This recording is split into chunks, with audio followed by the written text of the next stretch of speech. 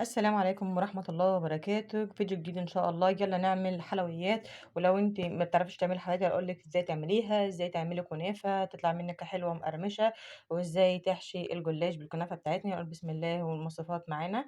معانا هنا طبعا نص كيلو من الكنافة، قطعناها ورشناها كويس جدا، وفكناها من بعضها، وحطيت عليها معلقتين من السكر، وحطيت معاها شوية من السمنة. هقلبهم كويس جدا ميكس مع بعضه بحيث ان تغلغل السمنة كلها مع الكنافة بالشكل ده كده.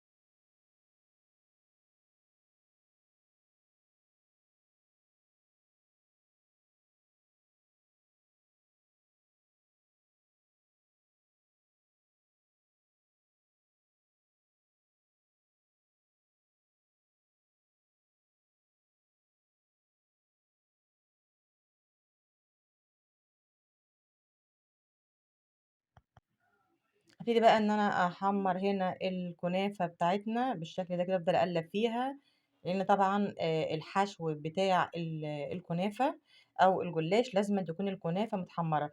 ممكن ما تحطيش عليها سمنة خالص وتبدأي تحطيها في قلب الفرن مع التقليب المستمر علشان ما تتحرقش منك. اهم حاجة التقليب المستمر. هنا طبعًا معايا هنا بقى الصينية اللي هنعمل فيها الجلاش بتاعنا. لو وصلتِ معانا لحد هنا يا ريت تدعمينا بلايك واشتراك في القناة وتفعيل الجرس للكل عشان يوصلك كل فيديوهاتنا على اليوتيوب. هنا معايا طبعًا هنا مسحة من الصينية كده من السمنة. معايا هنا نص كيلو من الجلاش بالشكل ده كده. هنبتدي نفتحه معانا بالشكل ده كده.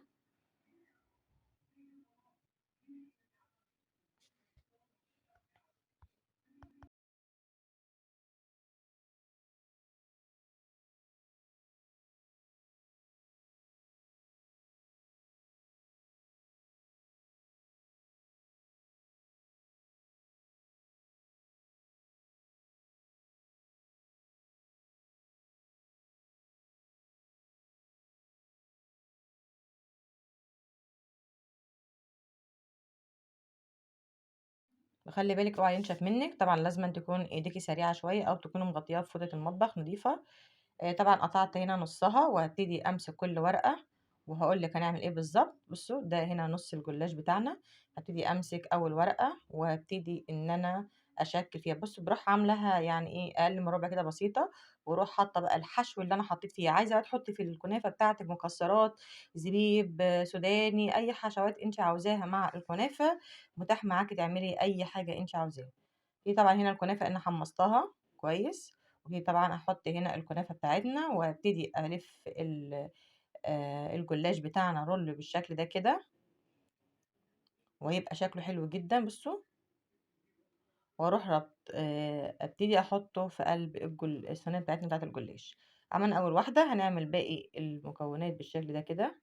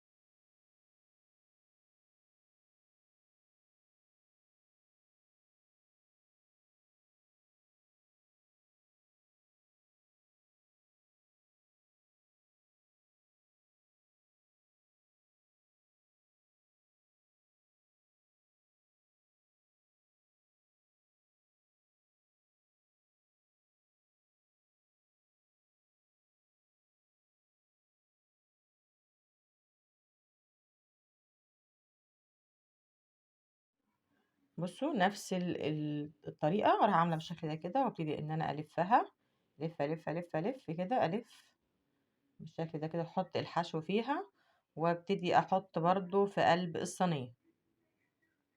تمام. انت لو مش عايزاها بقى كلها فيها سمنة وكده، تقدري تستغني عن السمنة اللي حطيناها في قلب الكنافة، وبعدين تحطيها في قلب الفرن وتبتدي تقلبي كويس فيها. طب هنا بصوا لازما ايه بتسقسقيها كده بالايه بالفرشة بتاعتنا بالسمنة، وبعدين تحطي الحشو فيها.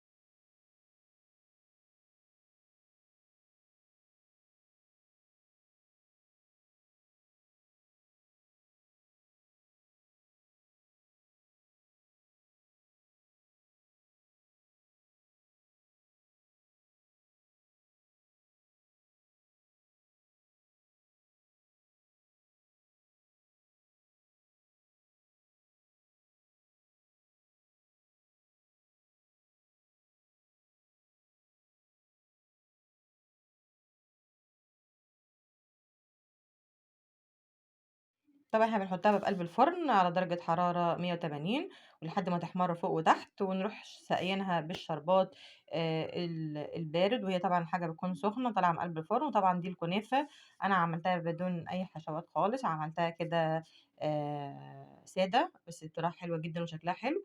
وهنا بقى طبعًا الباقي الجلاش معانا، ده عملته زي السمبوسة كده وحطيته.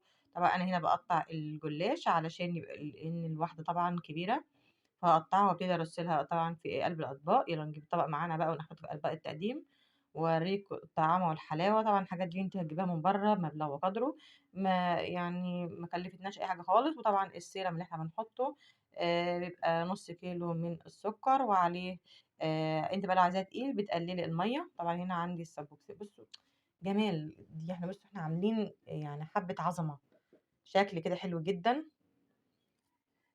أطبق التقديم، وابتدي ان انا اغرف حتتين الكنافة مع حتتين الجلاش بالشكل ده كده.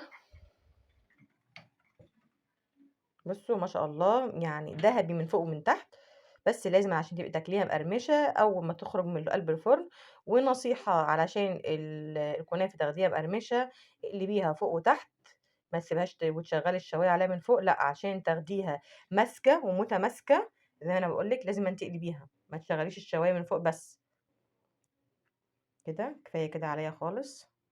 ده طبعًا الطبق ده مش لوحدي طبعًا، إحنا في كذا حد. طبعًا أنا بالمقص عندي أفضل علشان خاطر لو عملتها بالسكينة مش هتبقى لذيذة. بُصّوا، واو تحفة بجد والله العظيم جامدة.